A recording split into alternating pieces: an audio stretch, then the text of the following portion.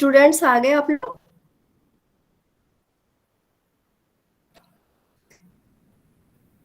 Hello students, yes ma'am. जी ma'am.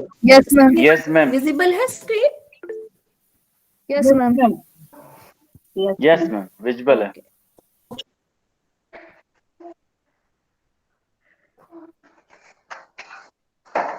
इसके पहले वाली क्लास में हम लोगों ने पढ़ा कुछ एक इंस्ट्रूमेंट्स जो लेबोरेटरी में माइक्रोबायोलॉजी के यूज होते थे, और कुछ एक मीडिया प्रिपरेशन के लिए मीडिया का कंपोजिशन देखा था। तो थोड़ा बहुत डिस्कशन हुआ था कि किस तरह से मीडिया बनाई जाती है। तो उसी के आगे मैं शुरू करती हूँ। प्रिपरेशन ऑफ मीडिया के बाद कुछ एक टेक्निक्स पढ़ेंगे कि किस तरह से फंजाई का आइसोलेशन किया जाता है। तो first is preparation of PDA media. तो पीडीए मीडिया बनाने के लिए boil 200 gram of potatoes in 500 ml of water for 30 minutes, and then with the help of a glass rod, by touching the boiled potatoes, if they are softened then it means कि potatoes boil हो गए हैं. Then after mashing them, filter through the muslin cloth or cheese cloth, discard the residue, take the filtrate, and in another 500 ml of distilled water, dissolve agar, 20 gram of agar on hot plate. In hot water you have to dissolve the agar. Now mix the 500 ml of boiled potato extract and 500 ml of dissolved agar solution in a conical flask, and mix the dextrose 20 gram. Homogeneous solution of पीडियम media आपको मिल जाएगा। फिर इस conical flask को, जिसमें कि आपका डेक्सट्रोज है, मोल्टन अगार है और पोटैटो एक्सट्रैक्ट है, सबको मिला करके आप एक होमोजेनियस सॉल्यूशन कोनिकल फ्लास्क में बना लेंगे। अगर 1 लीटर वॉल्यूम का कोनिकल फ्लास्क है तो उस मीडियम को आप जिसका उसका टोटल वॉल्यूम 1 लीटर कर लेंगे, और फिर दोनों जितना कंप्लीट 1 लीटर वॉल्यूम आपको आया है उसको आप फिर 2 कोनिकल फ्लास्क में 500 ml के सेपरेट कर लेंगे। उन दोनों कोनिकल फ्लास्क को आप ले करके उसकी फिर प्लगिंग की जाती है। तो प्लगिंग किससे? कॉटन प्लग बनाए जाते हैं। जब आप काम करेंगे तब सीखेंगे कि किस तरह से कॉटन प्लग बनाया जाता है। प्लगिंग करने के बाद में दोनों कोनिकल फ्लास्क के ऊपर, प्लग के ऊपर आपको एल्यूमिनियम फॉइल से या फिर ब्राउन पेपर से with the help of thread बांधना पड़ता है। कॉटन प्लग्स आप बना भी सकते हैं, और कई बार ऐसा होता है कि कॉटन प्लग्स को बनाने के बाद में उसको मसलिन क्लॉथ से रैप करके थ्रेड की हेल्प से बांध दिया जाता है। वो मल्टीपर्पस होता है, कई बार भी उसको यूज किया जा सकता है। तो इस तरह से प्लगिंग करने के बाद में एल्यूमिनियम फॉयल या ब्राउन पेपर से रैप करके दोनों कोनिकल फ्लास्क को 500 ml जिसमें आपका सॉल्यूशन बन चुका था, उसको आप ऑटोक्लेव में स्टेरिलाइजेशन के लिए रख देंगे। ऑटोक्लेव में 15 मिनट तक 121 डिग्री सेंटीग्रेड पर 15 पाउंड प्रेशर पर वो स्टेरिलाइज हो जाएगा, और फिर आप उसको निकाल लेंगे। और निकालने के बाद में जब स्टेरिलाइज्ड मीडिया आपको मिल गया है, तो now bring the media to the sterilised surface of laminar flow. अब लैमिनार फ्लो को इसी के बीच में आपको ऑन करना होगा जबकि आप मीडिया बना रहे हैं, और लैमिनार फ्लो की सरफेस को आप स्टेरिलाइज करेंगे, क्योंकि माइक्रोबायोलॉजी का हर एक काम लैमिनार फ्लो में स्टेरिलाइज्ड एनवायरनमेंट में होगा। उसको आप 90% अल्कोहल से उसके सरफेस को वॉश कर लेंगे, और उसके जो साइड वॉल्स होती हैं उसको वॉश कर लेंगे। और जितने भी इंस्ट्रूमेंट्स, नीडल या फिर बीकर या मेजरिंग सिलेंडर, जो भी आपको पिपेट वगैरह है, जो भी आपको यूज करना है, वो स्टेरलाइज्ड होने चाहिए। और स्टेरलाइज करने के लिए आपको इस ग्लासवेयर्स को हॉट एयर ओवन में रखना होगा, पोरिंग वगैरह के पहले।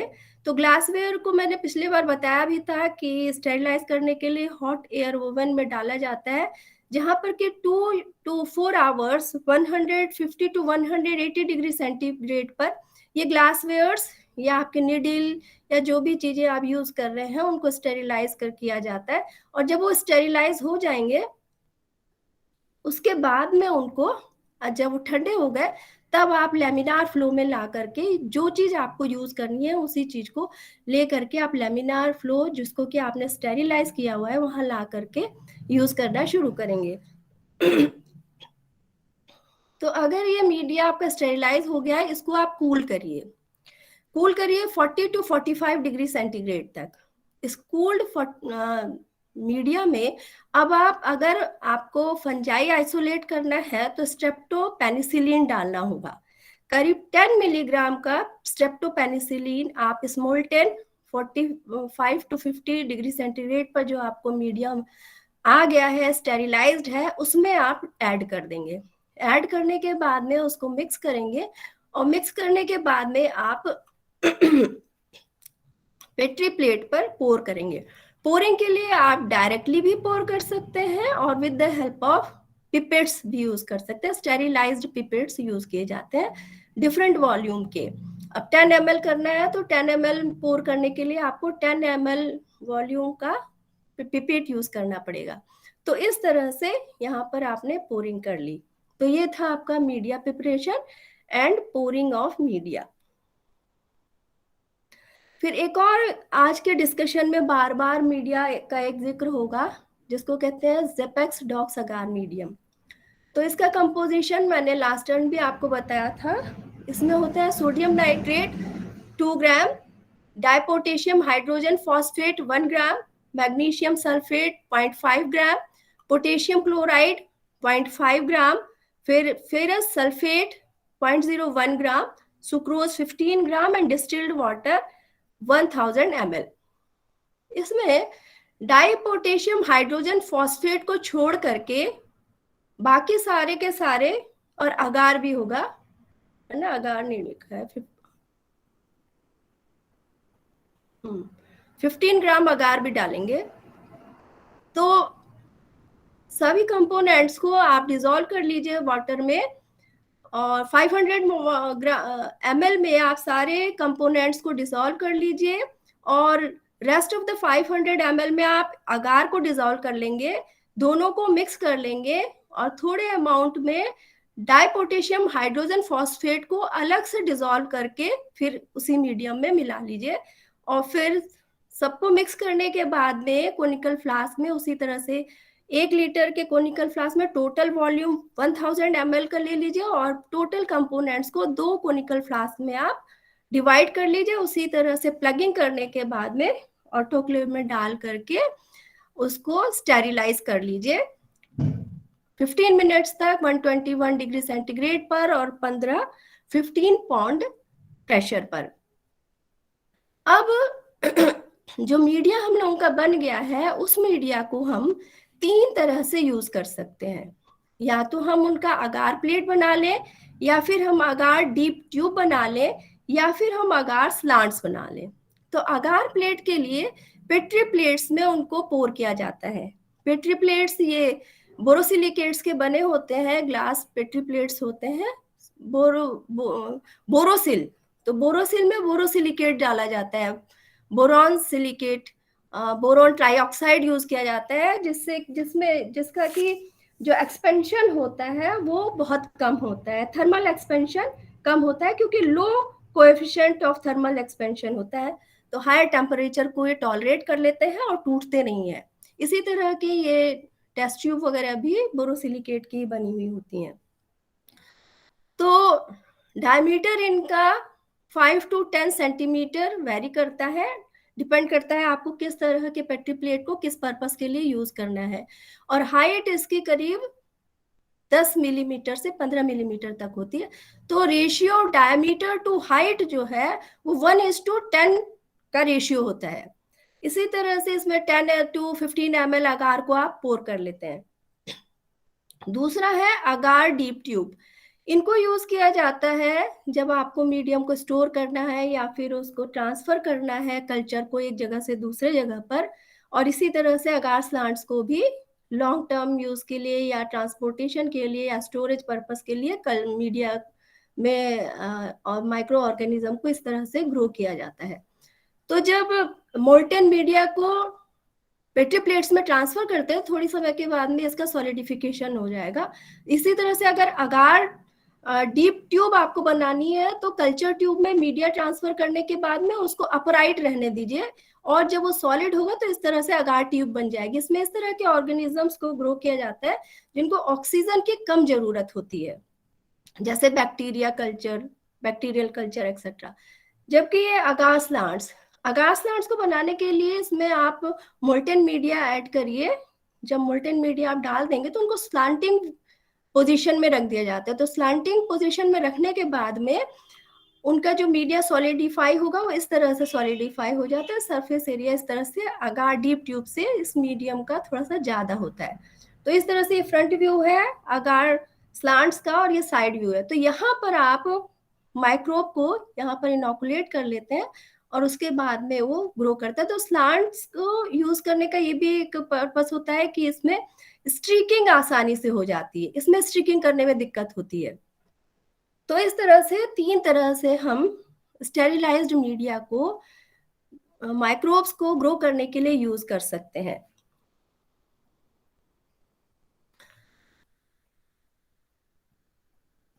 तो आज का टॉपिक है techniques to isolate and culture fungi from air, water and soil. हम जानते हैं अच्छी तरह से कि फंजाई यूबिक्यूटस है, ओमनी प्रेजेंट है। They are present in soil, air, water, food, sewage, decomposing matter, living plants and on body surfaces, हर जगह है। हमारे बॉडी के ऊपर ये केरेटोनोफिलिक फंजाई के फॉर्म में पाए जाते हैं, हमारे नेल्स में पाए जाते हैं, डर्मेटोफाइट्स की तरह से स्किन पर पाए जाते हैं। तो दे आर ओमनी प्रेजेंट। और माइक्रोबायोलॉजिस्ट इन फंजाई को सेपरेट करते हैं उनकी एक मिक्स्ड पॉपुलेशन से, और उसके बाद में उन फंजाई को हम लोग स्टडी करते हैं for different purposes, for their structure, for their biochemical uses and for academic purpose also.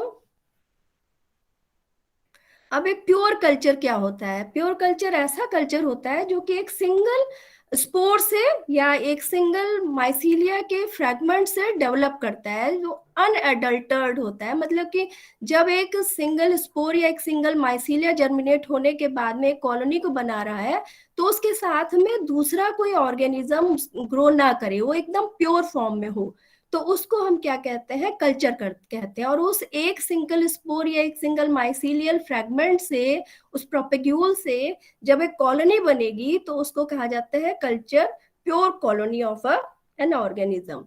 चाहे वो बैक्टीरियल कॉलोनी हो या बैक्टीरियल कल्चर हो, चाहे वो फंगल कल्चर हो। तो आज की प्रेजेंटेशन का क्या क्या कंटेंट्स होंगे?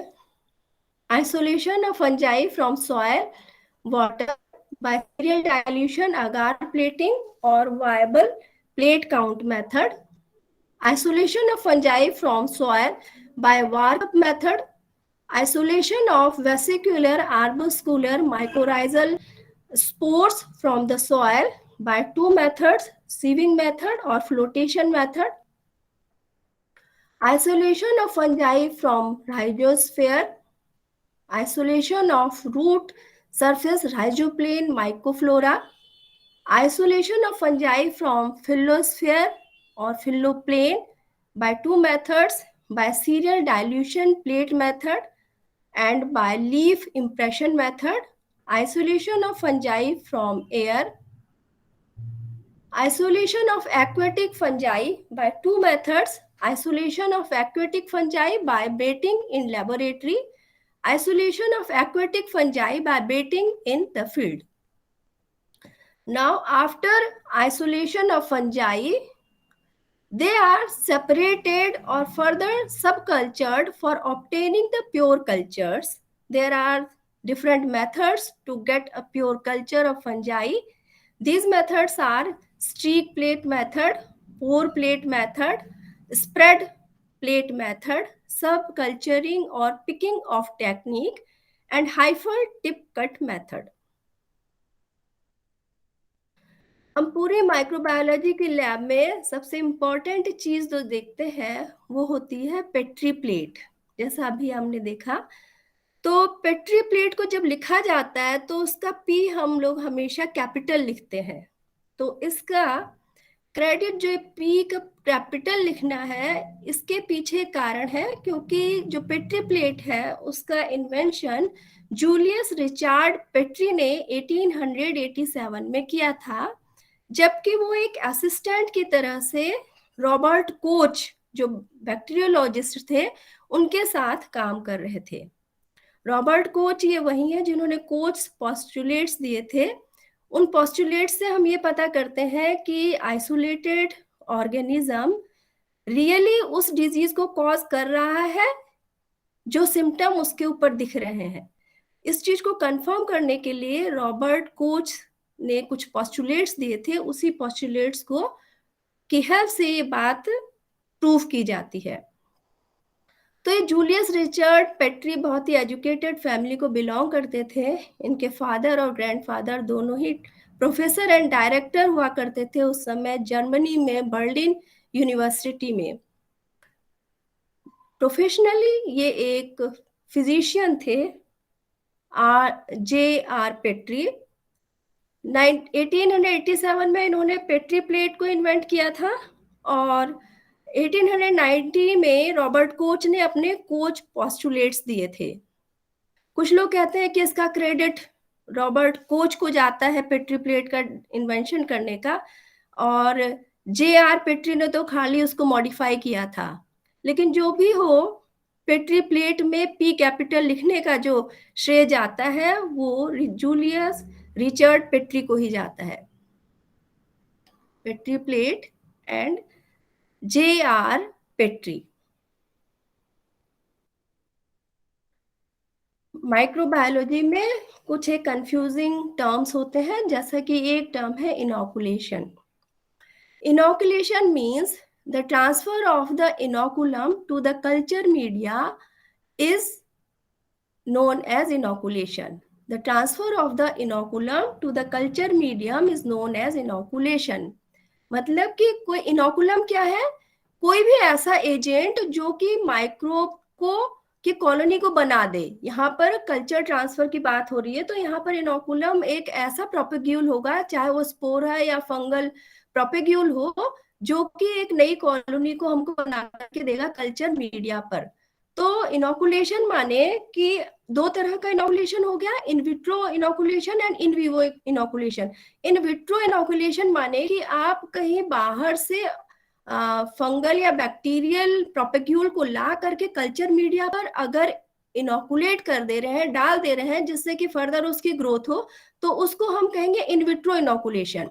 और इन विवो इनोकुलेशन क्या होगा कि कल्चर जो आपका लेबोरेटरी में आपने कल्चर किया है उसमें से एक प्रोपेग्यूल को या एक इनोकुलम को आप लिविंग ऑर्गेनिज्म में, चाहे वो प्लांट में चाहे एनिमल में, इंट्रोड्यूस करें, तो उसको इन विवो इनोकुलेशन कहेंगे। फिर दूसरा एक और टर्म है आइसोलेशन। आइसोलेशन का मतलब क्या होगा कि this is the separation of the microbe from soil, air, water or from host tissues, है ना। उसको सेपरेट कर रहे हैं आप, चाहे सॉइल से सेपरेट करें, चाहे एयर से सेपरेट करें या वाटर से सेपरेट करें, उसको आइसोलेट कर ले, या होस्ट टिश्यू से, जैसे कि प्लांट सेल है, प्लांट पार्ट है, वहां से आपको आइसोलेट करना है ऑर्गेनिज्म और उसके बाद में उसको स्टडी करना है, तो इसको कहेंगे isolation. So there are two different terms, inoculation and isolation. Now, isolation of fungi. Fungi को आइसोलेट करने की क्या क्या टेक्निक्स है? टेक्निक्स तो बहुत ज्यादा है, बहुत सारी हैं, लेकिन हम यहाँ पर कुछ बेसिक टेक्निक्स को ही स्टडी करेंगे जो कि बहुत कम मिनिमम लेबोरेटरी रिक्वायरमेंट में हम उनको आइसोलेट कर लें, और वो बेसिक्स है हर एक माइक्रोबायोलॉजी की लैब की। तो जैसे ये है सीरियल डाइल्यूशन, अगार प्लेटिंग मेथड और वायबल प्लेट काउंट मेथड। बहुत ही कॉमन मेथड है ये जनरली ज्यादातर आइसोलेशन में, चाहे सॉइल से आइसोलेट करें चाहे वाटर से आइसोलेट करें, इस मेथड को फॉलो किया जाता है. It is commonly used method for the isolation of fungi, bacteria, actinomycetes and algae from soil, foodstuffs, milk and water. इससे न केवल फंजाई, एल्गी, बैक्टीरिया और एक्टिनोमाइसीट्स को भी हम आइसोलेट कर सकते हैं.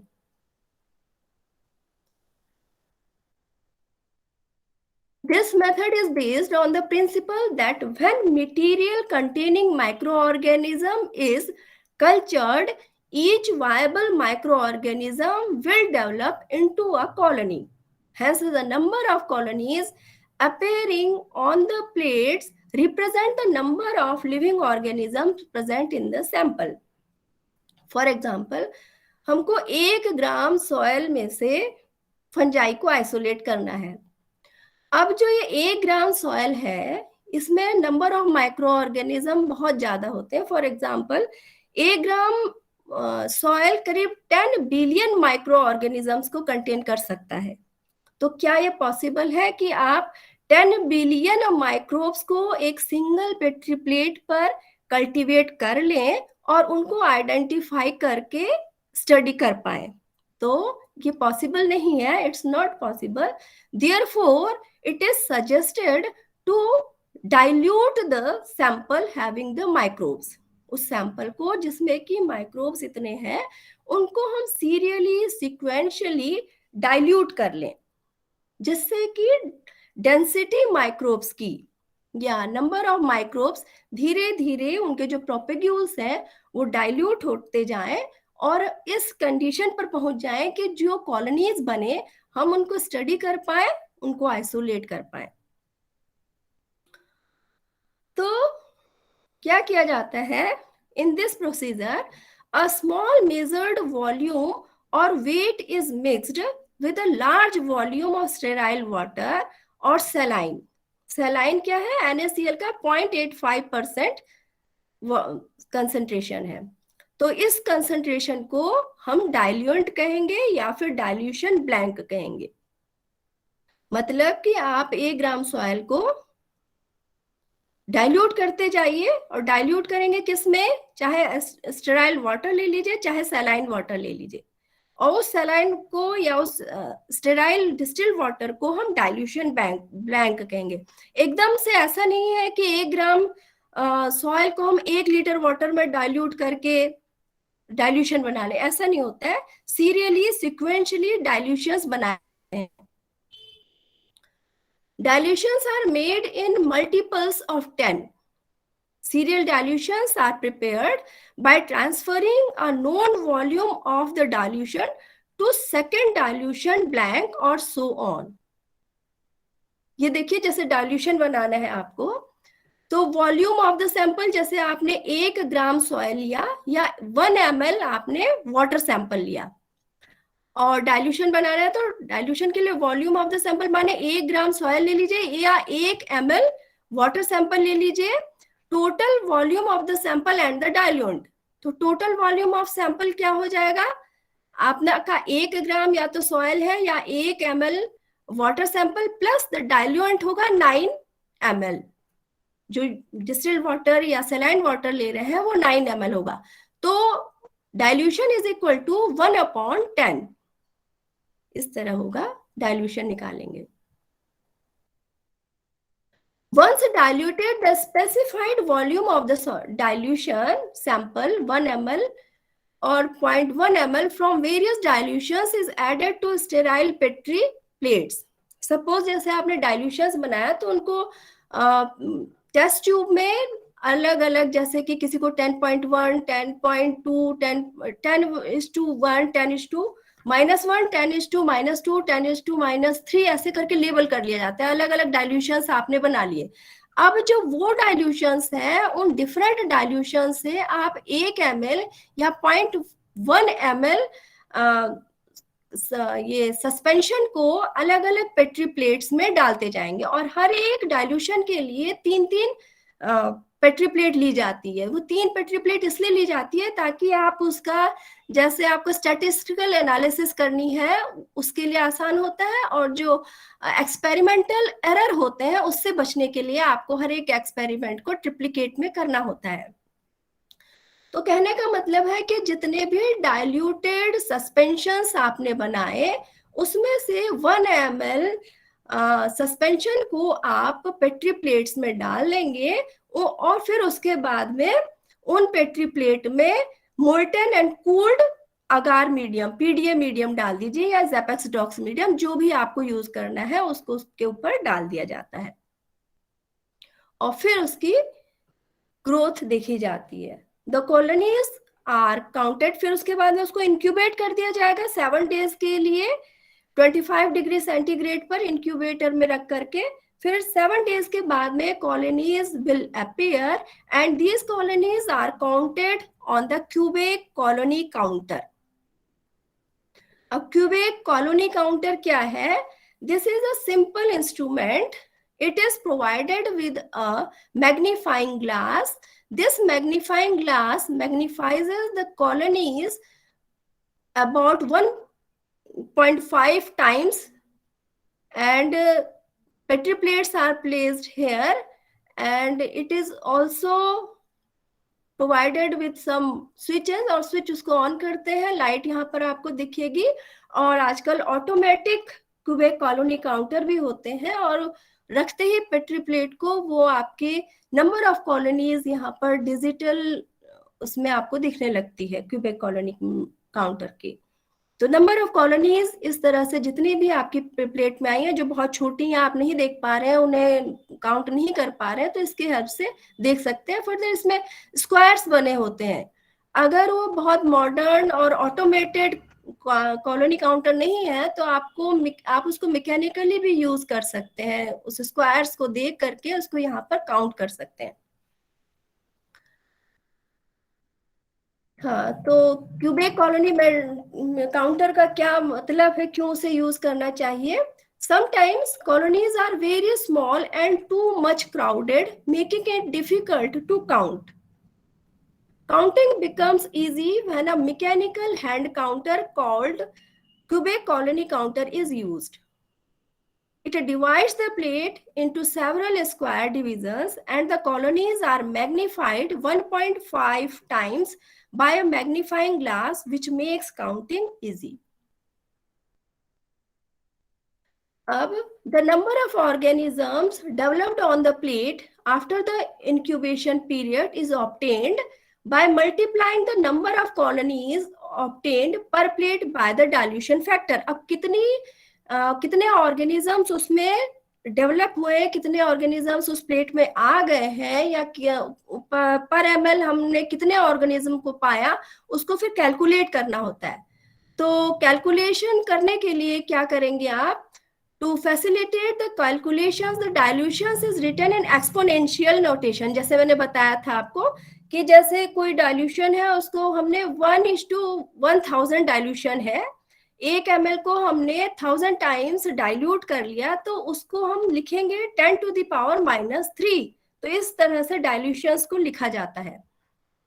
अब कैलकुलेशन करने के लिए नंबर ऑफ सेल्स पर ml is equal to number of colonies upon amount plated into dilution. Number of colonies, तीनों प्लेट्स में कितनी नंबर ऑफ कॉलोनीज आई उसका हम मीन निकाल लेंगे, और मीन निकालने के बाद में it will be divided by the amount plated. कितना अमाउंट हमने प्लेट किया था, 1 ml या 1 ग्राम जो सैंपल का अमाउंट था, इनटू डाइल्यूशन। डाइल्यूशन कितना है आपका 10⁻³ है ना। सपोज आपकी 100 कॉलोनीज आई तो 100 अपॉन 1 ग्राम इनटू डाइल्यूशन कितना है 10⁻³ इस तरह से नंबर ऑफ सेल्स पर ml या पर gram of sample can be calculated.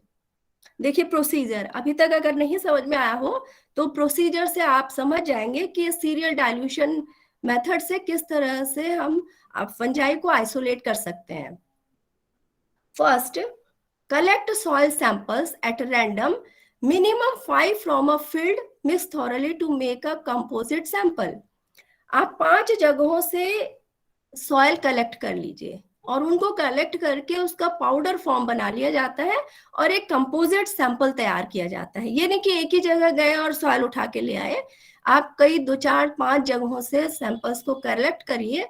Collect करने के बाद में उसको पाउडर फॉर्म में बना लीजिए, उसमें बहुत बड़े बड़े टुकड़े या पत्थर वगैरह ना हो, सेपरेट कर लीजिए और एक कंपोजिट सैंपल बना लीजिए।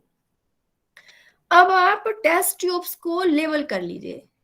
टेस्ट ट्यूब्स को लेवल इस तरह से कर लीजिए, एक पर लिखिए 10⁻⁻1 डाइल्यूशंस होंगे ये, कि आपने कितने टाइम उस सैंपल को डाइल्यूट किया। 10⁻⁻1, 10⁻⁻2, 10⁻⁻3, 10⁻⁻4 एंड सो ऑन। इस तरह से अप टू द 10⁻⁻7 आप उन टेस्ट ट्यूब्स को लेवल कर लीजिए। अब लेवल करने के बाद में क्या करेंगे, आप पहले इनिशियल डाइल्यूशन बनाएंगे। तो how the initial dilution will be made? Prepare the initial dilution by adding 1 ml or 1 mg of the sample into 9 ml dilution blank labeled 10⁻⁻1। जो 10⁻⁻1 जिसमें आपने टेस्ट ट्यूब में लिखा हुआ है, उसमें आप इनिशियल डाइल्यूशन बनाएंगे। किस तरह बनाएंगे इनिशियल डाइल्यूशन? 1 ml या 1 mg सॉइल सैंपल जो आप लेकर के आए उसको आप डाल दीजिए 10⁻⁻1 जिस टेस्ट ट्यूब में लिखा हुआ है उसमें, और उसमें आपने कितना पानी डाला हुआ है, या डिस्टिल्ड वाटर या सलाइन वाटर कितना डाला हुआ है? 9 ml डाला हुआ है। तो 1 ग्राम या 1 ml प्लस 9 ml कितना हो गया? 10। और उस 1 ग्राम को आपने कितने टाइम डाइल्यूट कर दिया? 10 टाइम्स डाइल्यूट कर लिया। thus diluting the original sample 10 times, 1/1 plus 9 is equal to 1/10. It will be written as 10⁻⁻1 या 1:10। इस तरह से आप डाइल्यूशन बनाएंगे। समझ में आ रहा है बच्चे? यस मैम, है ना? Yes ma'am. रिस्पॉन्स नहीं आ रहा है ना? समझ में आ रहा है ना किस तरह डाइल्यूशन बनाएंगे? Yes ma'am. हाँ, नहीं आया तो पूछ लीजिएगा, है ना? बीच बीच में लगता रहे कि हम लोग कनेक्टेड है। ठीक है, अब देखिए। ठीक है, हाँ, फिर ये देखिए, ये आपका 10⁻⁻1 डाइल्यूशन बना। ठीक है, अब ये जो कंटेंट्स है वाटर प्लस सॉइल का जो ये डाइल्यूशन बना, mix the contents by rolling the tube back and forth to obtain uniform distribution of organism. Organisms को जो कंटेंट है उसको ऐसे हिला करके आप यूनिफॉर्म कर लेंगे। अब फिर देखिए क्या करना है। अब पहला डाइल्यूशन हमारा 10⁻⁻1 बन चुका है। ठीक है, from the first test tube in which we have prepared 10⁻⁻1 dilution, transfer 1 ml of the suspension while in motion to the dilution blank 2। blank 2 जिसमें हमने 10⁻⁻2 लिखा हुआ है, उसमें पहले वाले डाइल्यूशन से 1 ml सस्पेंशन को डाल देंगे, और इसमें जिसमें 10⁻⁻2 लिखा हुआ है इसमें भी 9 ml सलाइन वाटर या डिस्टिल्ड वाटर होगा। ठीक है, तो हमने फिर जो इनिशियल सैंपल था उसको कितने टाइम डाइल्यूट कर दिया? 100 टाइम कर दिया, है ना?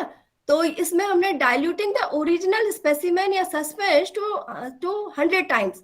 1/10 into 1/10 is equal to 1/100 is equal 10⁻⁻2। मतलब कि इस डाइल्यूशन में यहाँ पर हमने उसको 100 टाइम्स सैंपल को डाइल्यूट कर दिया है।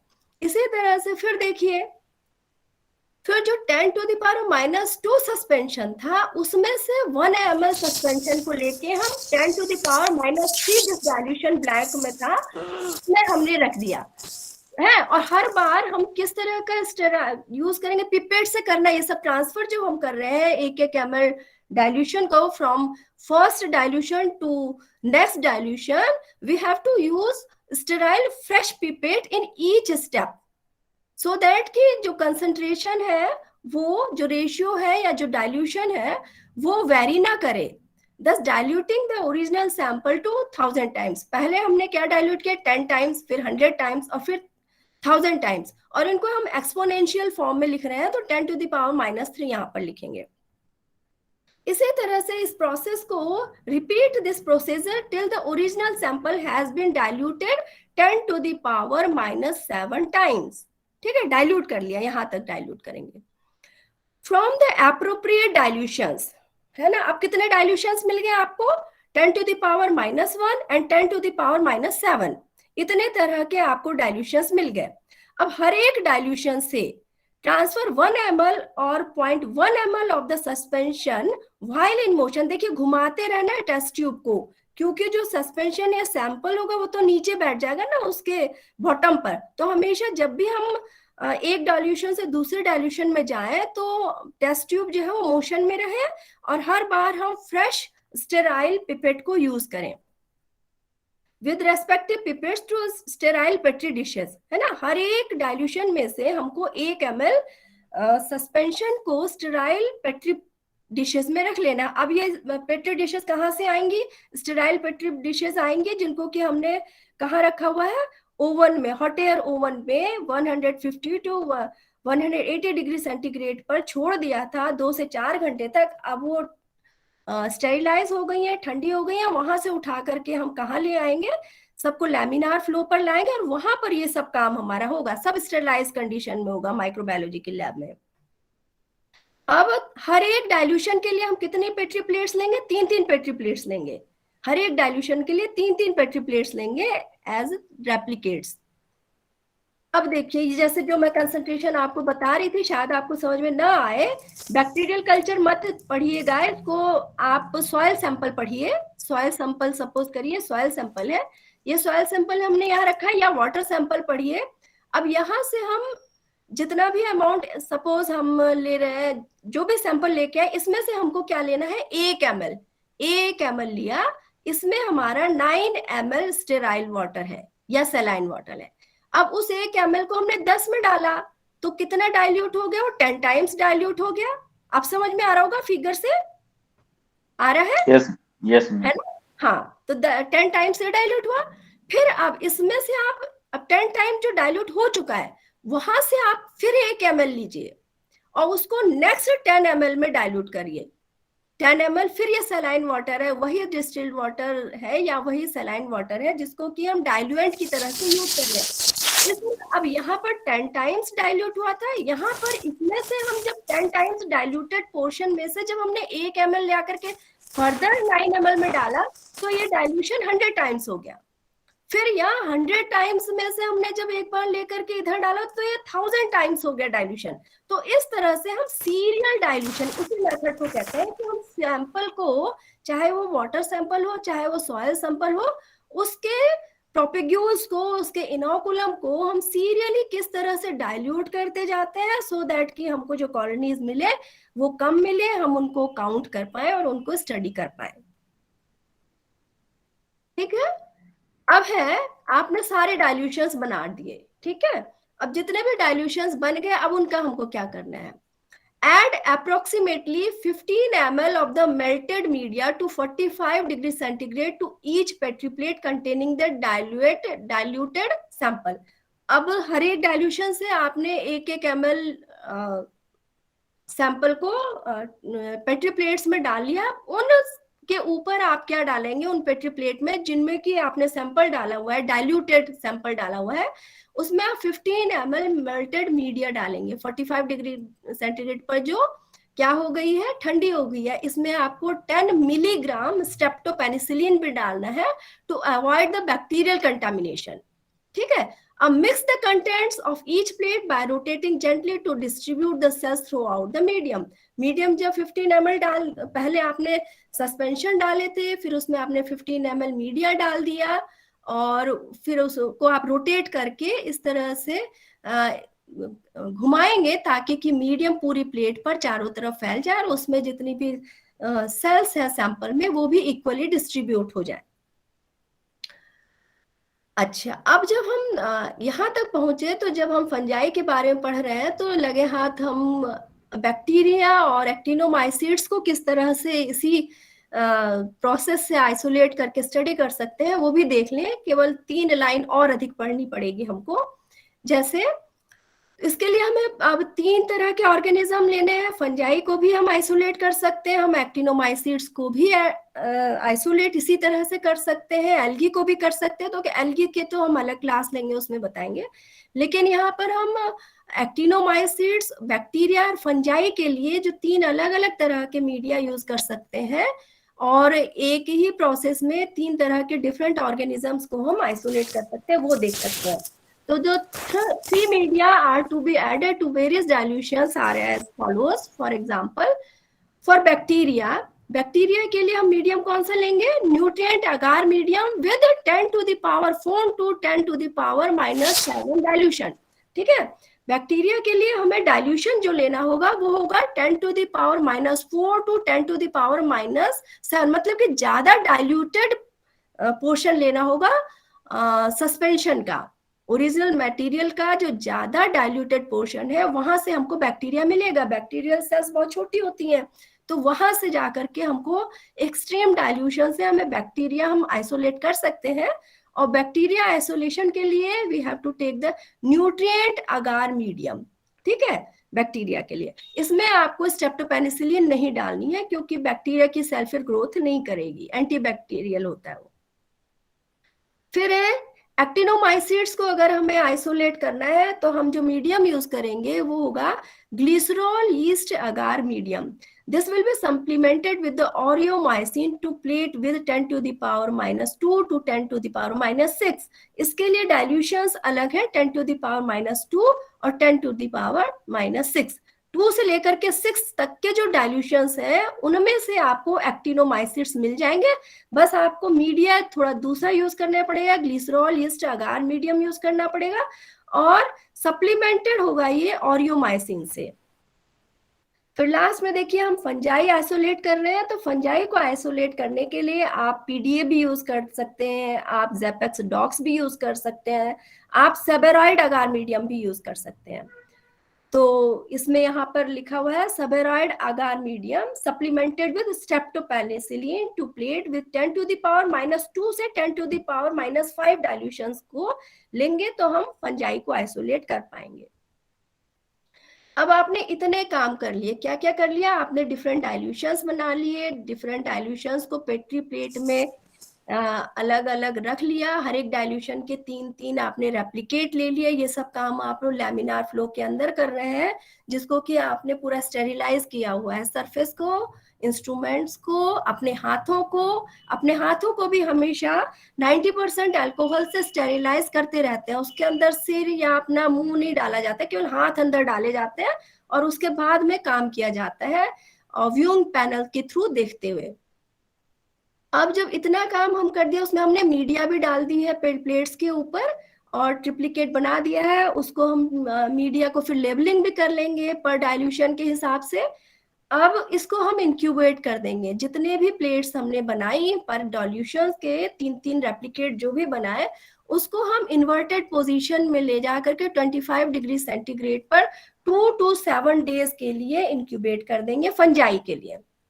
अच्छा, अब ये कहा है इन्वर्टेड पोजीशन मींस कि plates must be kept in inverted position, means PDA या मीडियम ऊपर होगा और जो उनके लिड्स होंगी, जो उनके ढक्कन होंगे वो नीचे होते हैं। इन्वर्टेड पोजीशन में इस तरह से जाना जाता है अपसाइड डाउन। इन्वर्टेड पोजीशन माने अपसाइड डाउन, ताकि जो मीडियम में वाटर एक्यूमुलेट हो या वाटर कंडेंसेशन हो वो लिड पर आ जाए और जो ग्रोइंग कॉलोनीज बन रही हैं उनको डिस्टर्ब ना करे। तो इसलिए हमेशा इन्वर्टेड पोजीशन में, अपसाइड डाउन पोजीशन में पेट्री प्लेट्स को इंक्यूबेट किया जाता है 25 डिग्री सेंटीग्रेड पर 2 to 7 डेज फॉर फंजाई। अगर बैक्टीरियल कल्चर आइसोलेट करना है तो उसको temperature will be given at 37 degree centigrade और इंक्यूबेशन पीरियड क्या होगा 24 to 48 आवर्स। 24 घंटे के बाद में बैक्टीरियल कॉलोनीज अपीयर होने लगती हैं। ठीक है, अब count the number of organisms by applying the formula. क्या फॉर्मूला लगाएंगे? फॉर्मूला लगेगा viable cells per gram dry soil is equal to mean plate count. 3 plates थी, उनमें आपको कितनी कॉलोनीज दिखी इनटू डाइल्यूशन फैक्टर, किस डाइल्यूशन को आपने यूज किया था और कितना ड्राई वेट सॉइल का लिया था। इस फॉर्मूला को अगर आप लगाएंगे तो नंबर ऑफ वायबल सेल्स आपको मिल जाएंगी। वायबल सेल्स माने कि ये माना जाएगा ना, एक कॉलोनी एक सेल या एक स्पोर से ओरिजिनेट हुई है, तो उस number of colony will represent the number of spores that are present in the original sample. और डाइल्यूशन फैक्टर माने कि किस डाइल्यूशन पे आपने उस डाइल्यूशन पर उस प्लेट को बनाया है। ये देखिए पूरी की पूरी प्रोसेस इस पिक्चर में है। सस्पेंशन है माइक्रोबियल सेल्स का, चाहे वाटर में हो चाहे सॉइल में हो। यहाँ से आपने 1 ml 9 ml में डाला, इसमें से 1 ml आपने नेक्स्ट 9 ml में डाला।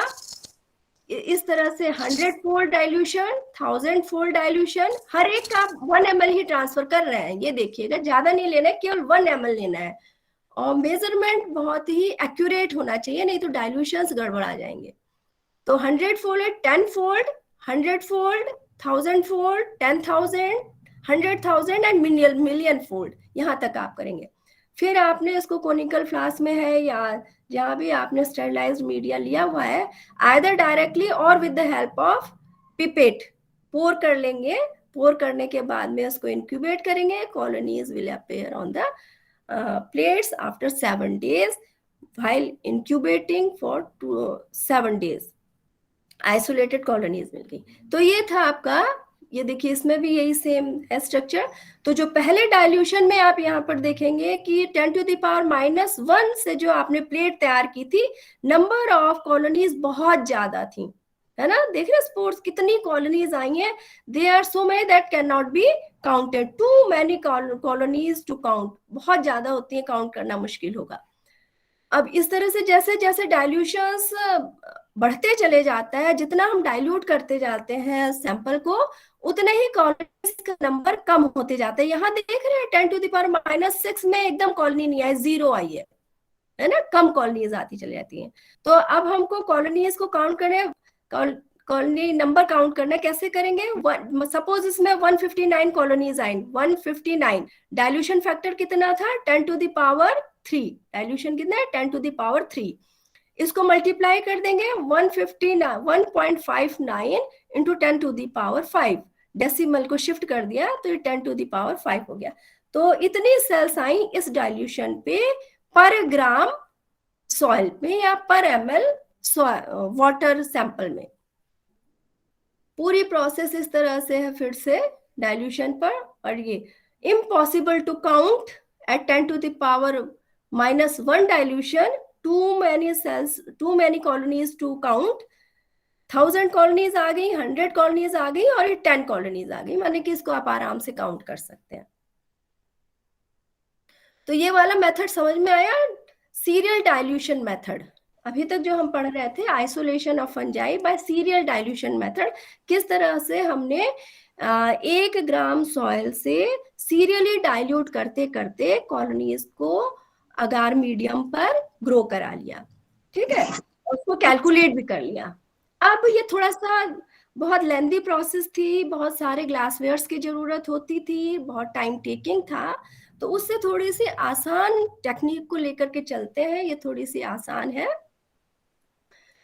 तो isolation of fungi from soil by Warcup method, Warcup method, this method was developed by Warkup in 1950. It is easier to use, less time consuming, requires less glassware, provides more qualitative informations. Procedure क्या है? You have to collect the soil at random in sterilized polythene bags. Make a composite sample by mixing the sample. उसी तरह से soil sample लेके आइए, randomly उनको इकट्ठा करिए, पत्थर और मोटे पार्टिकल्स को हटा दीजिए, पाउडर कर लीजिए, कंपोजिट सैंपल बना लीजिए। करना कुछ भी नहीं है।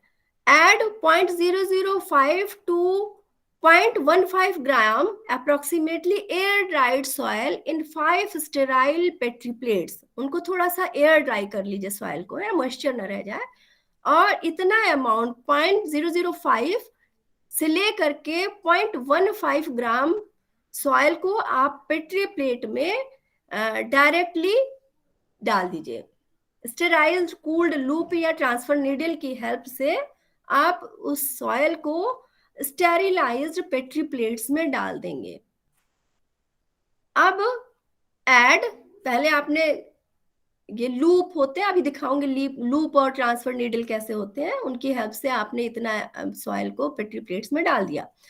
अब उन पेट्री प्लेट में आप क्या डालेंगे, पहले माने आपने इनोकुलेशन पेट्री प्लेट्स में कर दिया है सैंपल से, अब उसके ऊपर हमको डालना है मेल्टेड कूल्ड 45 डिग्री सेंटीग्रेड पे मीडियम सप्लीमेंटेड विद स्ट्रेप्टोपाइल penicillin 10 milligram and rose Bengal, उसमें डाला जाएगा सॉइल को, और इनोकुलेटेड पेट्री प्लेट्स पे आप ये डाल देंगे, मीडिया डाल देंगे, और मीडिया सप्लीमेंटेड होगी रोज बेंगाल से,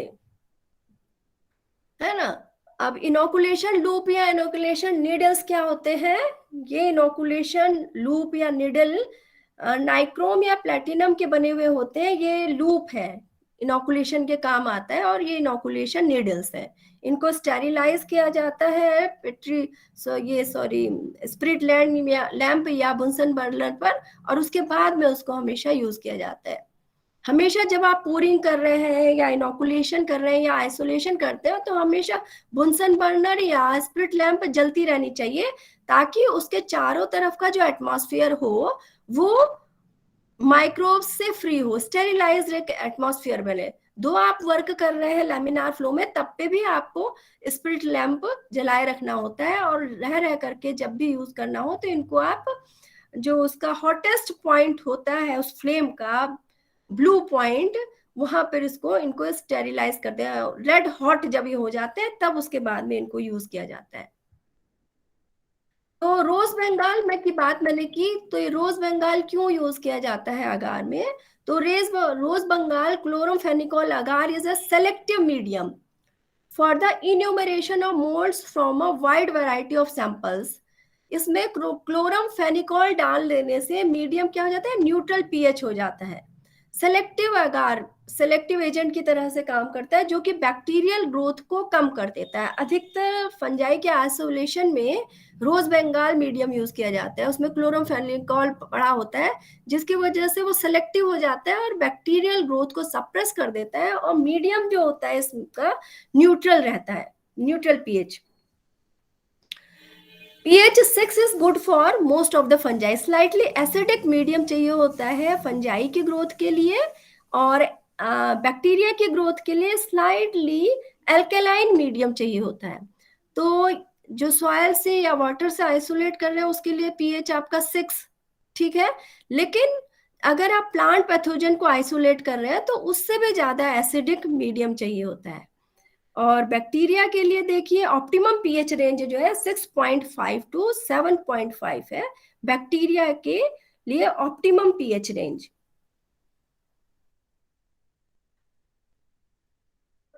हाँ, फिर है dispense soil particles throughout the medium by gentle rotation of the petri dishes.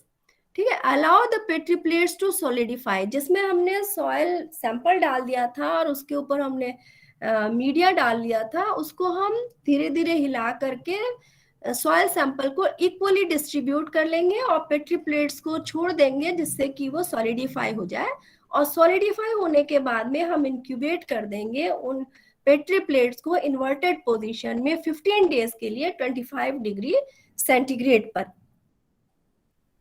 अब observe the plates for the appearance of the fungal colonies after 3 days of incubation and continue till 15 days। हर 3 दिन के बाद में आप observe करेंगे कि fungal colonies उस पर दिख रही है कि नहीं। अगर दिख रही है तो 3 दिन के बाद से आप कॉलोनीज को काउंट करना शुरू कर सकते हैं, और 15 दिन तक आप नंबर ऑफ कॉलोनीज को काउंट करते जाइए। और जितने भी कॉलोनीज आ गई हैं उनको प्यूरिफाई करिए, purify various fungal isolates for identification up to species level.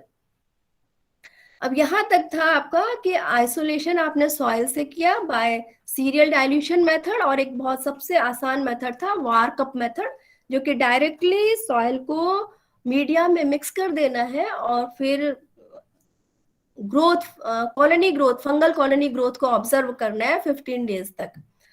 अब है एक स्पेशल टाइप के स्पोर्स पाए जाते हैं सॉइल में, उनको हम वार्म स्पोर्स कहते हैं। These are the spores of mycorrhizal fungi. जिनको हम कहते हैं वेसिक्यूलर आर्बस्क्यूलर माइकोराइजल फंजाई। तो इन वेसिकुलर आर्बस्कुलर माइकोराइजल फंजाई को लेबोरेटरी में किसी भी तरह के कल्चर पर, इसके लिए कोई मीडिया नहीं होता है कि जिनको कि हम आइसोलेट करें और मीडिया में डाल दें और फिर जब उनकी ग्रोथ हो तो हम उनको स्टडी करें। इनके लिए कोई इस तरह का मीडियम होता नहीं है, इनके लिए सॉयल ही नेचुरल मीडियम होता है। तो सॉयल में प्लांट्स के एसोसिएशन में पाए जाते हैं, प्लांट रूट के आसपास की रूट्स सॉइल को इकट्ठी कर लिया जाता है और उसके बाद में इस तरह के फंजाई के स्पोर्स को हम सॉइल से स्टडी करते हैं। तो ये वार्म फंजाई होते क्या हैं? The worm fungi belong to the family Endogonaceae zygomycetes। फाइकोमाइसिड्स आपने पढ़ा होगा एमएससी प्रीवियस में। तो लोअर फंजाई है, फाइकोमाइसिड्स की ही एक क्लास है जाइगोमाइसिड्स। जाइगोमाइसिड्स में ही एक फैमिली है एंडोगोनेसी। तो ये जो वार्म फंजाई होते हैं ये एंडोगोनेसी को ही बिलोंग करते हैं। तो these are among the more common and widely distributed of the soil borne fungi। Endogone, Glomus, Gigaspora, Acaulospora, Glaziella, Entrophospora, ये जो है ये कुछ एक कॉमन वार्म फंजाई है। माइकोराइजा वार्म पढ़ रहे हैं तो थोड़ा सा इंट्रोडक्शन ले ले कि व्हाट आर माइकोराइजा। तो माइकोराइजा तीन या चार तरह के होते हैं। जैसे एक्टोमाइकोराइजा, एक्टोमाइकोराइजा कहाँ पर पाए जाएंगे? सरफेस रूट्स पर पाए जाएंगे। हायर प्लांट्स हैं या जैसे कि कभी ब्रायोफाइट्स और टायरोडोफाइट्स पर भी फंगल कॉलोनाइजेशन होता है, उनमें भी इस तरह के फंजाई पाए जाते हैं। तो हायर प्लांट्स हो गए या फिर लोअर प्लांट्स हो गए, उनके सरफेस पर, रूट के सरफेस पर जो फंजाई कॉलोनाइज होते हैं उनको हम एक्टोमाइकोराइजल फंजाई कहते हैं। ये एक तरह का हर्टिंग नेट बना लेते हैं एपिडर्मल सरफेस पर। तो एक्टोमाइकोराइजा को बनाने के लिए हायर फंजाई रिस्पॉन्सिबल होते हैं, जैसे कि बेसिडियोमाइसिटस फंजाई। इसी तरह से एक्टोमाइकोराइजा तो एकदम सरफेस पर होगा, प्लांट की एपिडर्मल लेयर पर। इंडोमाइकोराइजा ऐसे फंजाई होंगे जो कि अंदर फंगस पर इन्वेड कर जाते हैं और जैसे रूट्स, ऑर्किड्स के रूट पर एपिडर्मल लेयर और कॉर्टिकल लेयर में भी अंदर तक चले जाते हैं। एक्टेंडोमाइकोराइजा हर्टिंग नेट तो बनाते हैं। हर्टिंग नेट क्या होती है? कॉर्टिकल लेयर पर या एपिडर्मल लेयर पर जो फंगल कवरिंग बन जाती है उसी को हम हर्टिंग नेट कहते हैं। तो एक्टेंडोमाइकोराइजा हर्टिंग नेट तो बना लेते हैं, बाहर बाहर कवरिंग तो बना लेते हैं, लेकिन वो रूट्स के अंदर पेनिट्रेट नहीं करते हैं। फिर चौथे तरह के हैं आपके वेसिक्यूलर आर्बस्क्यूलर माइकोराइजा, जिनको हम वार्म कहते हैं शॉर्ट में। ये है penetrating hyphae of the fungus in the cortical cells. Cortical cells तक पहुंच जाते हैं और कॉइल्ड या फाइनली ब्रांच्ड स्ट्रक्चर बनाते हैं सेल्स के अंदर, जिनको कि हम सेल्स के बीच में या सेल्स के अंदर, जिसको कि हम आर्बस्क्यूल्स कहते हैं, या ये हॉस्टोरियल ब्रांचेस होती हैं। क्या है माइकोराइजी? फंगल रूट्स है। they show mutualistic relationship between fungus and plants. Fungus is dependent on the plant for nutrient and water uptake, and fungus is responsible for the nutrient and water uptake for plant, and in return plants give carbohydrates for the fungal growth। तो ये कैसा relationship हो गया? Mutualistic relationship हो गया। इसको mycorrhiza के लिए कई एक तरह के फंजाई रिस्पॉन्सिबल होते हैं। फॉर एग्जांपल जैसे जाइगोमाइकोटा लोअर फंजाई है, और एस्कोमाइकोटा और बेसिडियोमाइकोटा, इस तरह के तीन तरह के फंजाई माइकोराइजा बनाने के लिए रिस्पॉन्सिबल होते हैं। ये mycorrhizal relationship is extremely important for ecological role, है ना। इकोलॉजी में जो सॉइल की इकोलॉजी है, जो सॉइल का इकोसिस्टम है, उसके लिए ये माइकोराइजल फंजाई प्लांट्स के लिए अगर देखा जाए तो दे आर वेरी इंपॉर्टेंट। यहाँ देखिए ये एक रूट का टीएस है, तो टीएस में दिख रहा है ये नॉन माइकोराइजल रूट का पोर्शन है, ये एक्टोमाइकोराइजल पोर्शन है। एंजियोस्पर्म में एक्टोमाइकोराइजल पोर्शन दिखाया गया है और जिम्नोस्पर्म में एक्टोमाइकोराइजल पोर्शन दिखाया गया। इस तरह से हर्टिंग नेट इस तरह बनी, बाहर भी कॉलोनाइजेशन है और सेल्स के बीच बीच में भी है, और इस तरह से हाइफा बने हुए हैं। और ये आर्बस्कुलर माइकोराइजल फंजाई, मतलब वार्म फंजाई है। यहाँ पर ये आर्बस्क्यूल्स यहाँ पर बने हुए हैं और ये बाहर इस तरह से बना हुआ है। फिर ये देखिए एंजियोस्पर्म में और जिम्नोस्पर्म में दोनों ही में वार्म फंजाई पाए जा रहे हैं। External Haifa, mental Haifa cortical layer पर, हर्टिक नेट यहाँ पर बनी है कॉर्टिकल सेल्स में, और सेल्स के चारों तरफ हाइपोडर्मिस है, कॉर्टेक्स की सेल्स है, और ये एंडोडर्मिस है। फिर ये देखिए एक्टोमाइकोराइजा और एंडोमाइकोराइजा में डिफरेंस दिखाया गया है। एक्टोमाइकोराइजा एकदम सरफेस पर है, एपिडर्मल लेयर है, और कॉर्टेक्स में कुछ एक पहुंची हुई है, हर्टिंग नेट तो बना है, लेकिन ये क्या है कि अंदर पेनिट्रेट, सेल के अंदर नहीं जाती हैं, फंगल शीथ बनी हुई है। एंडोमाइकोराइजा में देखिए वार्म आपको अच्छे से दिखाई देगा। इसमें जो फंजाई अंदर जा, फंगल हाइफा कॉर्टिकल सेल्स के बीच में जाता है और कॉर्टिकल सेल्स के अंदर पेनिट्रेट होके आर्बस्क्यूल हाईली ब्रांच्ड स्ट्रक्चर बना लेता है। इस हाईली ब्रांच्ड स्ट्रक्चर को हम आर्बस्क्यूल्स कहते हैं। और कुछ एक जाकर के इस तरह से हाइफा वेसाइकल्स बना लेती हैं। ये वेसाइकल्स कुछ रेस्टिंग बॉडीज की तरह से काम करती हैं, कभी ये स्पोर्स की तरह से काम करती हैं, और जो एडवर्स कंडीशन में जब रूट की रॉटिंग हो जाती है तो ये सर्वाइव करती हैं। तो इस तरह से ये हो गया आपका वार्म फंजाई, इस तरह रहते हैं। अब माइकोराइजल एसोसिएशन से प्लांट को क्या फायदा होता है? ये नॉन कॉलोनाइजेशन है, और ये कॉलोनाइज ऐसा प्लांट है, ऐसा पोर्शन है प्लांट का जो कि जिसमें कि वार्म फंजाई का कॉलोनाइजेशन है। तो क्या फायदा हो रहा है इससे प्लांट को? Increase resistance to foliar pathogen, increased drought resistance, तो ये वार्म फंजाई की वजह से है। Increased salt tolerance, SAR like response, nutrient transfer via arbuscular mycorrhizal fungi. यहाँ पर आप देख रहे हैं सारे न्यूट्रिएंट्स पड़े हैं सॉइल में, लेकिन the plant is not able to get all these nutrients in absence of mycorrhizal fungi. This is the reason, that is phosphate depletion zone. Phosphate और मिनरल एब्जॉर्प्शन ही इनका मेन काम होता है ना, माइकोराइजल फंजाई का या वार्म फंजाई का।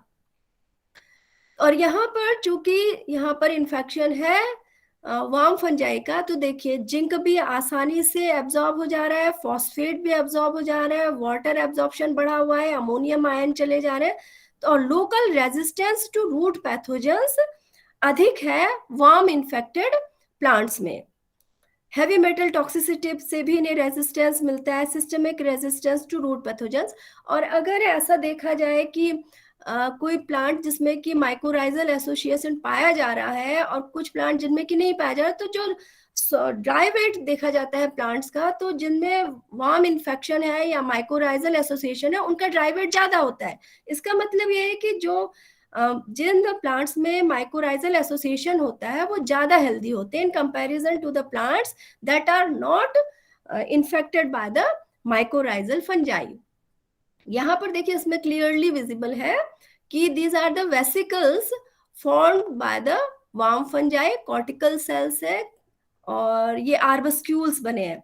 इन्हें माइकोराइजल एसोसिएशन, ये जो माइसीलिया आपका दिख रहा है, हाइफा है, अब इन हाइफा से यहाँ पर क्लेमाइडोस्पोर्स बनते हैं, है ना, जिनको कि हम सॉइल से इकट्ठा कर रहे हैं, जिनको कि हमको लेना है सॉइल से, आइसोलेट करना है टू आइडेंटिफाई देम। तो ये क्लेमाइडोस्पोर्स होते हैं जिनको कि हम आइसोलेट करते हैं। ठीक है, तो there are two methods to isolate the warm fungi, either by sieving और बाय फ्लोटेशन मेथड। दो मेथड्स हैं। तो आसान मेथड जो है, या तो उनको छान करके, मिट्टी को छान करके आप उन स्पोर्स को ले लें, या फिर उन स्पोर्स को तैरा दे पानी में, है ना। दो मेथड है। तो दोनों मेथड्स क्या क्या है इसको हम देखते हैं। तो सीविंग मेथड, सीविंग माने कि सॉइल को छान करके किस तरह से स्पोर्स को हम पाएंगे। पहला है take 200 ml water in 500 ml beaker. 200 ml water को हम एक 500 ml वॉल्यूम के बीकर में हम ले लेते हैं। Heat the water to 40 to 50 degree centigrade, उस पानी को गर्म कर लीजिए। Add 50 gram of soil and mix well until all soil aggregates disappears to leave a uniform suspension. 15 gram soil को उस पानी में आपने डाल दिया और उसको घोल दिया, एग्रीगेट डिसअपियर, जो उसका कोएगुलेटेड पोर्शन था, जो एग्रीगेट सॉइल एग्रीगेट्स थे, उसको आप हटा दीजिए। 50 ग्राम सॉइल को 200 ml वार्म वाटर में आपने डाल दिया। Allow the heavier particles to settle down, अब उसको छोड़ दीजिए, जो भारी पोर्शन है वो नीचे सेटल कर जाएगा। Decant most of the suspension through a 710 मिलीमाइक्रोन sieve। अब जब हम माइक्रोराइजा को स्टडी करते हैं, उनके स्पोर्स को हम लोग कलेक्ट करते हैं, तो अलग अलग पोर साइज की सीव्स मिलती है, मेटालिक होती हैं, उसमें मेटालिक ही सीव होती हैं, उनके पोर साइज अलग अलग होते हैं, कई तरह की होती हैं। जैसे तो हम जो पहले यूज कर रहे हैं उसको सीविंग के लिए, तो हम 710 मिलीमाइक्रोन का सीव यूज करेंगे to remove the large organic matter and roots. उसको हमने हटा दिया इससे छान करके। फिर हम उसमें क्या करेंगे, further add 200 ml of water to the suspension. जो हमें सस्पेंशन में जो रेसिड्यू थे उसको हटा दिया, जो फिल्ट्रेट था जो सस्पेंशन के फॉर्म में रहा, उसमें हमने फर्दर 200 ml ऑफ वाटर डाल दिया। Decant the suspension through 710 मिलीमाइक्रोन sieve। फिर से हम उसको 710 मिलीमाइक्रोन के sieve से फर्दर उसको हम फिल्टर कर दे रहे हैं। फिल्टर करने के बाद डिकेंट दिस थ्रू, अब देखिए बार बार उसको छानते जाना है हमको। एक बार हमने 710 मिलीमाइक्रोन sieve से फिल्टर कर दिया, फिर 250 से करेंगे, फिर 750 से करेंगे, फिर 45 मिलीमाइक्रोन sieve से। इस तरह से हम सिक्वेंशली उनको छानते चले जाएंगे। और छानने के बाद में collect all the residue on the 45 मिलीमाइक्रोन sieve। जो लास्ट में हमें रेसिड्यू मिला है 45 मिलीमाइक्रोन वाली sieve का, उस रेसिड्यू को हम कलेक्ट कर ले रहे हैं। ठीक है, ये बहुत इंटरेस्टिंग प्रोसीजर होता है। हम लोगों ने इस तरह के एक्सपेरिमेंट्स किए थे। हम लोगों को उस समय में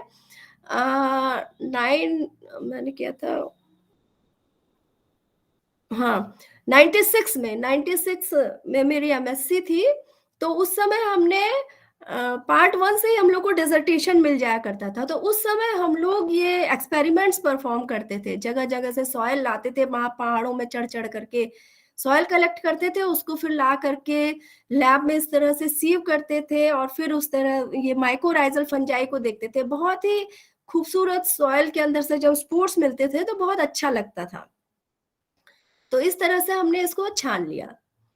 अब wash the residue well with water and collect the spores. उन स्पोर्स को हमने कलेक्ट कर दिया। ठीक है, और कलेक्ट करने के बाद में उसके बाद हम जब स्पोर्ट्स को, यहाँ पर ये जो सीविंग मेथड था यहाँ पर हमारा खत्म हो गया। इस तरह से ला के हम बार बार सॉइल को धो के छान करके जो रेसिड्यू मिला उसको हमने कलेक्ट कर लिया, और उस रेसिड्यू में इसको हम अलग से, इनका स्टेनिंग प्रोसेस होता है, वो अब नहीं, इस समय बहुत डीप में जाएंगे। तो स्पोर्ट्स को स्टेन करने के बाद में उसको माइक्रोस्कोप के अंदर स्टडी कर लिया जाता है। तो ये रही सीविंग मेथड। सीविंग मेथड के बाद में फ्लोटेशन मेथड। उन स्पोर्ट्स को फ्लोट करा दिया जाता है, तो फ्लोट करके जो आते हैं सेंट्रीफ्यूगेशन के थ्रू, उनको कलेक्ट करके हम स्टडी करते हैं। तो प्रोसेस इसका क्या है, take 20 gram of soil into blender. 20 gram soil को लेके आप ब्लेंडर में चला लीजिए। Blend the blender at high speed for 1 to 2 minutes to free spores attached to the roots। Roots पर मैंने दिखाया ना किस तरह से स्पोर्स या क्लेमाइडोस्पोर्स वार्म फंजाई के लगे हुए होते हैं। तो उन रूट्स से, उस हाइफा से तोड़ने के लिए उसको हाई स्पीड पे 1 या 2 मिनट के लिए चला लिया जाता है, जिससे कि अटैच्ड स्पोर्स जो है वो रिलीज हो जाए। अब pass the contents of the blender through a fine sieve and wash the material thoroughly with a strong stream of water। जितना भी मैटर है उसको आप पानी से वॉश कर लीजिए। Add 10 ml of 20% sucrose into a clean centrifuge tube। अब इसमें हमको सेंट्रीफ्यूज करना है। सेंट्रीफ्यूज ट्यूब ले ली, 10 ml 20% सुक्रोज सॉल्यूशन डाला, फिर उसी में हमने 10 ml 40% सुक्रोज सॉल्यूशन डाला, और फिर 60% सुक्रोज सॉल्यूशन डाल दिया हमने सेम एक ही सेंट्रीफ्यूज ट्यूब में। क्योंकि एक में इसलिए डाल रहे हैं क्यों, देखिए and 10 to 15 ml of the blended sieving जो हमें मिला था उसको हम उसी सेंट्रीफ्यूज ट्यूब में डाल दे रहे हैं जिसमें कि हमने 20% सुक्रोज सॉल्यूशन डाला था। एक ही सेंट्रीफ्यूज ट्यूब में आपने 20% सुक्रोज डाला, 40% और 60% डाला, उसे में आप डाल देंगे 10 to 15 ml blended sievings. Centrifuge करिए उस सेंट्रीफ्यूज ट्यूब को 300 RPM for 3 minute.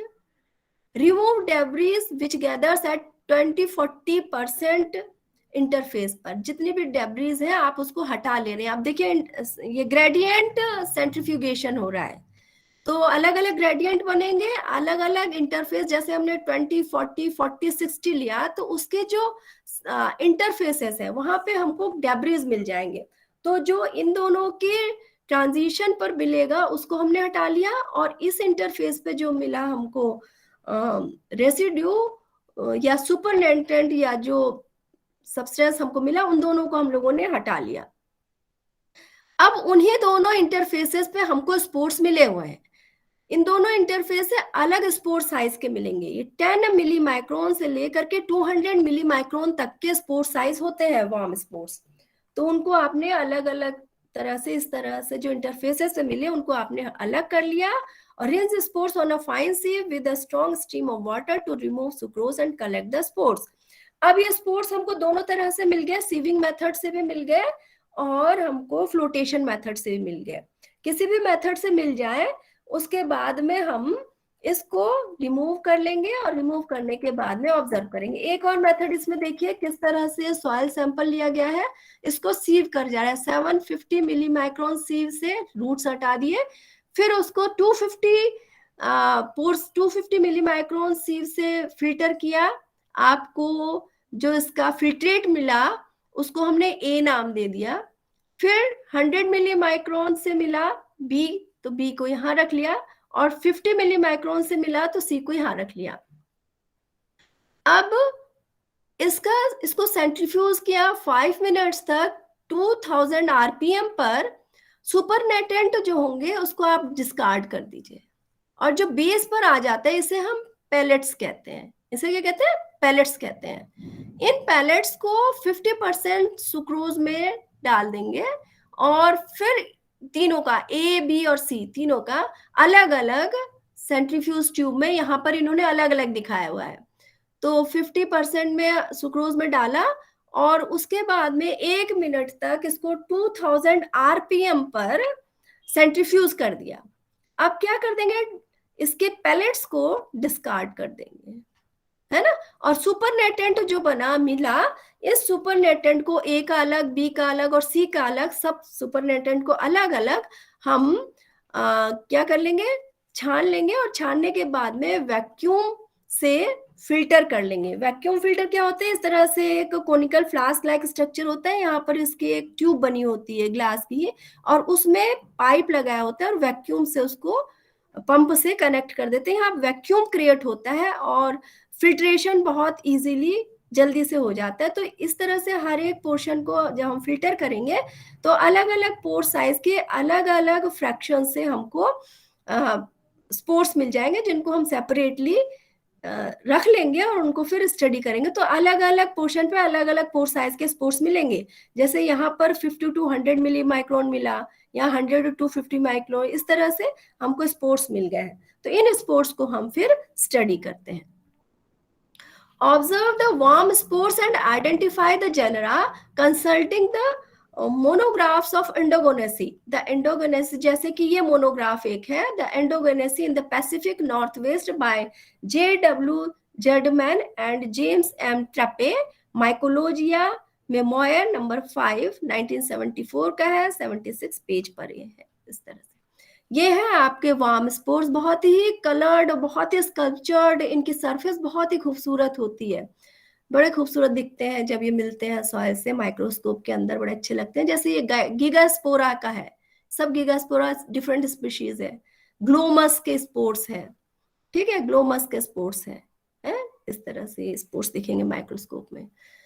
Now isolation of fungi from rhizosphere. तो सॉइल से हमने अलग अलग तरह से हमने माइकोराइजल फंजाई का आइसोलेशन भी देख लिया। अब हम राइजोस्फेयर टर्म से आप जरूर इंट्रोड्यूस्ड होंगे। राइजोस्फेयर मींस क्या होता है? The region of the soil immediately surrounding the roots of a plant together with root surface. ऐसा एरिया है जो कि रूट्स के चारों तरफ हो, इंक्लूडिंग द रूट सरफेस, उसको हम क्या कहते हैं? राइजोस्फेयर। तो राइजोस्फीयर में फंजाई को किस तरह से आइसोलेट किया जाता है ना? The region has sloughed off portion of roots, tissues and root exudates. जब प्लांट अपनी लिविंग स्टेट में होता है तो उसके रूट्स लगातार बनती रहती हैं और उसके अपर पोर्शन या एपिडर्मल पोर्शन हटता रहता है, स्लॉग्ड ऑफ होता रहता है, या रूट्स की डेथ होती रहती है। और फिर अपने बायोलॉजिक मेटाबॉलिक प्रोसेस से, फिजियोलॉजिकल प्रोसेस से कुछ एक एक्सुडेट्स निकलते रहते हैं, कुछ एक सेक्रेशंस सॉइल में लगातार आते रहते हैं। तो इस रीजन में, राइजोस्फीयर रीजन में, रूट कई तरह के एक्सुडेट्स बनाएगा। उन एक्सुडेट्स में क्या क्या होता है? शुगर्स होंगे, एमिनो एसिड्स होगा, विटामिन होगा, और भी ढेर सारे ग्रोथ फैक्टर्स होंगे। और ये सारी के सारी चीजें रिक्वायर्ड है किसको? सॉइल ऑर्गेनिजम्स को, जो कि रूट के एसोसिएशन में रूट्स के चारों तरफ ग्रो कर रहे हैं। अब एक होता है term rhizosphere effect. This rhizosphere effect is equal to rhizosphere to soil ratio. Rhizosphere effect is a ratio to the जितने ऑर्गेनिज्म आपके राइजोस्फीयर में उस समय है जबकि वो प्लांट ग्रो कर रहा है। मतलब कि ऑर्गेनिजम्स राइजोस्फीयर में जब वो प्लांट ग्रो कर रहा है, या फिर उस सॉइल से जिसमें कि प्लांट ग्रो नहीं कर रहा है, उसका एक रेशियो होता है। तो ये राइजोस्फीयर इफेक्ट वेरी करता है। बैक्टीरिया के लिए अलग होता है, फंजाई के लिए अलग होता है, एक्टिनोमाइसिट्स के लिए अलग होता है। और ये राइजोस्फीयर इफेक्ट प्लांट जब की एज के हिसाब से बढ़ता जाता है। जब प्लांट जर्मिनेट करेगा सीड, तो राइजोस्फीयर इफेक्ट कम रहेगा, मतलब कि उसके एसोसिएशन में माइक्रोब्स कम आ रहे हैं। धीरे धीरे धीरे धीरे जैसे वो जर्मिनेट होकर सीडलिंग बनेगा, सीडलिंग बनने के बाद में जब वो ग्रो कर जाएगा, तो उसके एसोसिएशन में उसके रूट्स के इफेक्ट से, उसके रूट सेक्रेशन से number of micro organisms soil में बढ़ते चले जाते हैं। ये तब तक बढ़ते रहते हैं जब तक कि प्लांट की वेजिटेटिव ग्रोथ खूब अच्छी होती है, पूरी तरह से प्लांट ग्रो कर जाता है। और धीरे धीरे धीरे जब प्लांट की एजिंग शुरू होती है, फ्रूटिंग वगैरह के बाद में, जब उसमें सेनेसेंस शुरू होता है, तब number of micro organisms soil से धीरे धीरे कम होने लगते हैं। तो राइजोस्फीयर इफेक्ट यंग प्लांट के लिए ज्यादा होगा, ओल्डर प्लांट के लिए राइजोस्फीयर इफेक्ट कम होते जाता है।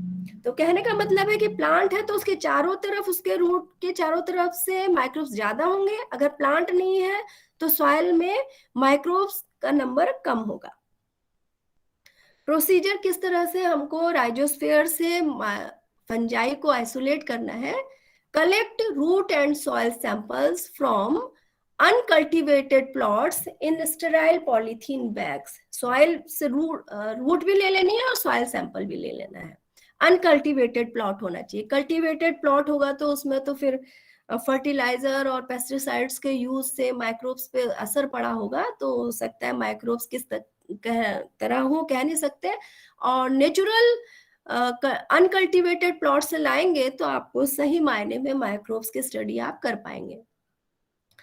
तो separate rhizosphere soil from 5-6 roots with the help of a brush in a petri plate.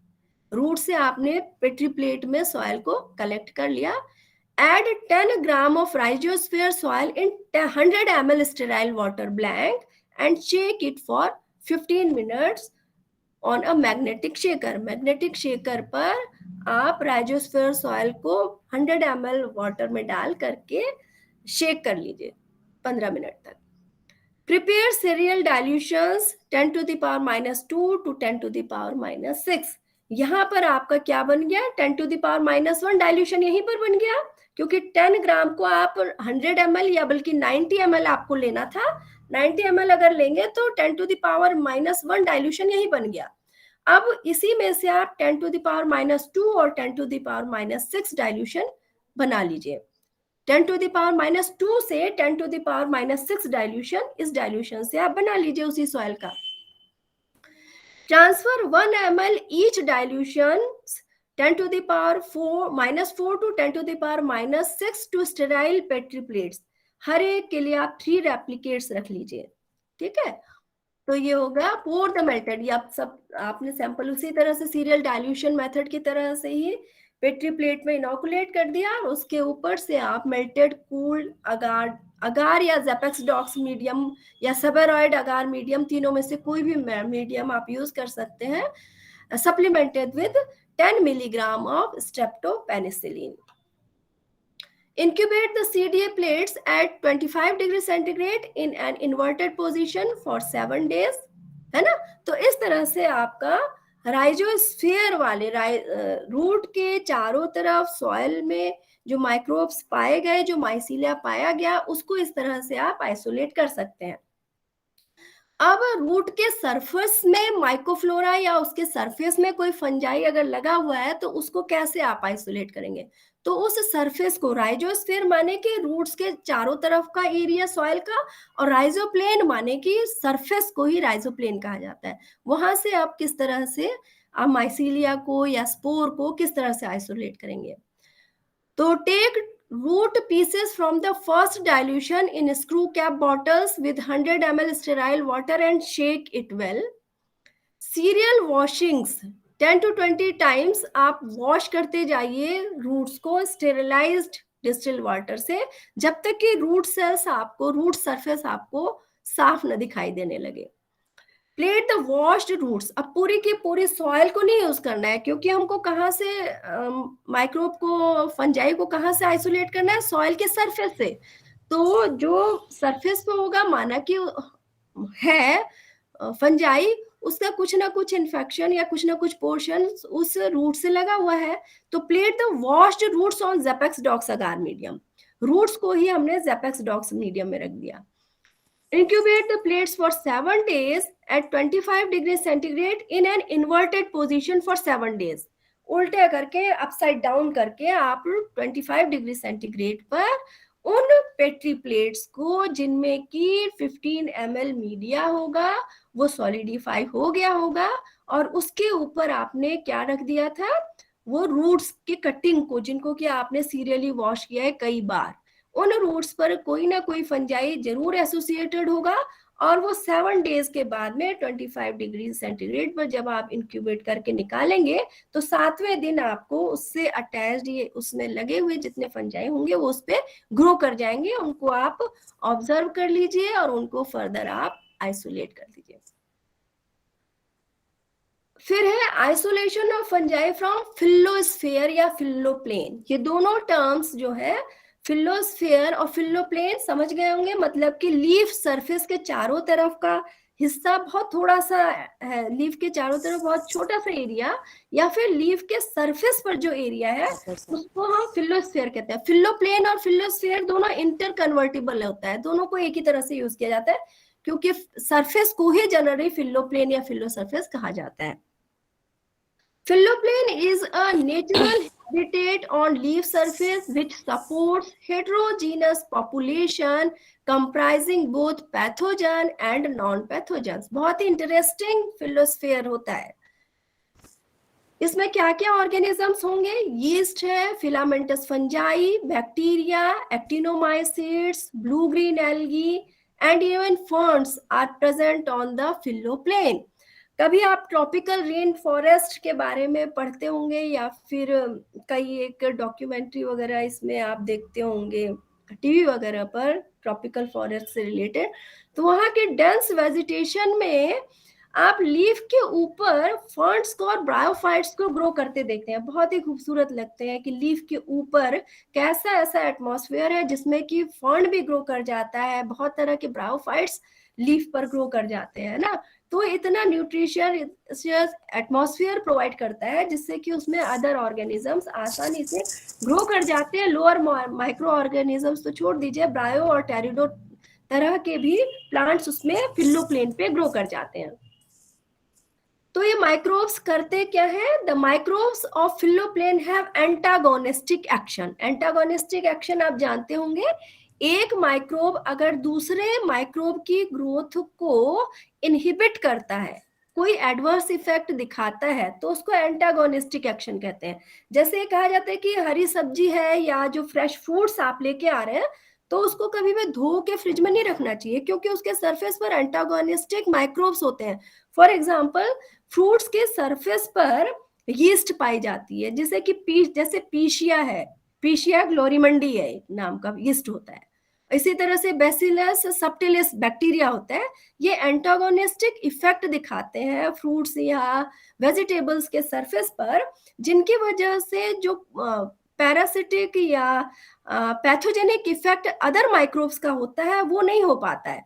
तो जैसे पीशिया है या बेसिलस सबटिलिस तरह के स्ट्रेन है, बैक्टीरियल या यीस्ट स्ट्रेन है, इनको बायोलॉजिकल कंट्रोल में बहुत ज्यादा आजकल इस पर रिसर्च होती है कि बायोलॉजिकल कंट्रोल में यूज किया जाता है। तो फिल्लोप्लेन पर भी इस तरह के एंटागोनिस्टिक माइक्रोब्स बहुत सारे होते हैं, वो अपना एक्शन दिखाते हैं। और उसमें फंगल पैरासाइट्स भी होंगे, पैथोजेनिक पैरासाइट्स भी होंगे। ये पैरासाइट्स क्या करेंगे? अगर इनको इन्फेक्शन करना है तो ये प्लांट के सरफेस की वैक्स को या उसकी क्यूटिकल को लगातार डिग्रेड करते जाएंगे to get entry inside the plant to cause the infection. और ये फाइटोएलेक्सिन्स भी प्रोड्यूस कर सकते हैं। फाइटोएलेक्सिन्स तो जनरली हायर प्लांट्स से सेक्रेट किया जाता है। These phytoalexins are low molecular weight substances compounds, phenolic compounds होते हैं, जो कि होस्ट तब प्रोड्यूस करता है जबकि उसको बायोटिक और एबायोटिक स्ट्रेस होता है, उस समय फाइटोएलेक्सिन्स प्रोड्यूस होते हैं। और यही माइक्रोब्स जो है प्लांट मटेरियल अगर है लीफ सरफेस पर तो उसको भी डिकम्पोज करेंगे। तो इस फिल्लोप्लेन में पाए जाने वाले माइक्रोफ्लोरा को किस तरह से हम एक सीरियल डाइल्यूशन प्लेट मेथड से आइसोलेट कर सकते हैं? टाइम हो गया क्या? Yes ma'am. छोड़ दें, नेक्स्ट टाइम करें? Yes ma'am. नेक्स्ट टाइम करें, थक गए होगे ना आप थक गई होंगी बोलते बोलते। बेटा कह रहे हैं आप थक गई होंगी कंटिन्यूअसली बोल रही हैं। नहीं, हम नहीं थके। चलो नेक्स्ट टर्न पे करेंगे ना, फिर समझ में भी नहीं आता है। ठीक है, छोड़ दे। Okay okay ma'am. Thank you. कैसे रहा? थैंक यू समझ में मैम। आया? मैम। हाँ Yes, ma'am. It was very nice. बहुत बढ़िया समझ में आया मैम। अच्छा, समझ में आया? ठीक है ना। तो ये सब बेसिक टेक्निक्स है जो ABCD माइक्रोबायोलॉजी की लैब की है, वो इसी इन्हीं टेक्निक्स पर डिपेंड करती है। यही टेक्निक्स है, ठीक है। तो इसको आप थोड़ा सा और अच्छे से लीव करें मीटिंग। जी जी yes ma'am. Thank you ma'am. Thank you ma'am. Thank you ma'am.